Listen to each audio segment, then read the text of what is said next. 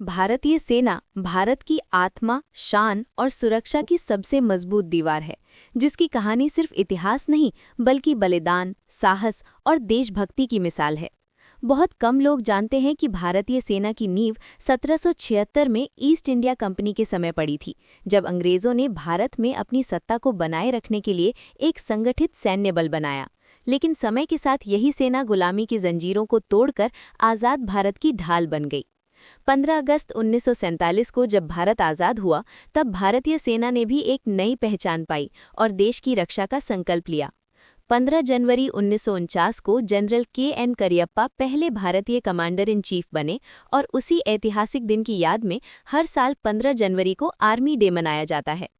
भारतीय सेना का सबसे बड़ा और सबसे कठिन काम देश की सीमाओं की रक्षा करना है, जहां जवान दिन रात दुश्मन की हर चाल पर नजर रखते हैं, चाहे वो पाकिस्तान की सीमा हो या चीन की बर्फीली पहाड़ियां। जब देश सोता है तब भारतीय सैनिक जागते हैं ताकि भारत सुरक्षित रह सके।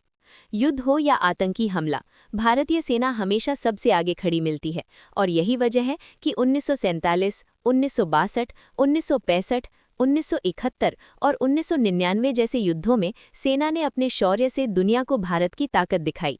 लेकिन भारतीय सेना सिर्फ बंदूक और गोला बारूद तक सीमित नहीं है, ये देश के भीतर शांति बनाए रखने की भी जिम्मेदारी निभाती है। नक्सलवाद, आतंकवाद और आंतरिक अशांति जैसी चुनौतियों में सेना ने कई बार हालात को संभालकर देश को टूटने से बचाया है।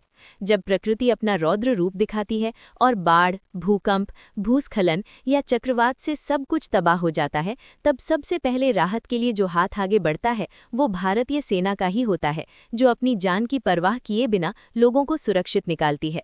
भारतीय सेना की ताकत सिर्फ